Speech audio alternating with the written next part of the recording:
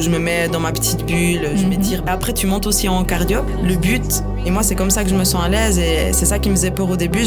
J'arrivais pas à jauger de à quel point il faut que je m'échauffe avant de monter sur le ring pour pas être fatiguée sur le ring. Ouais, mais pas être épuisée. Tu sais, c'était l'entre-deux. Et si j'avais pas assez monté mon cardio avant et qu'en gros, c'était sur le ring qui montait, à un moment donné, j'étais là, j'en peux plus.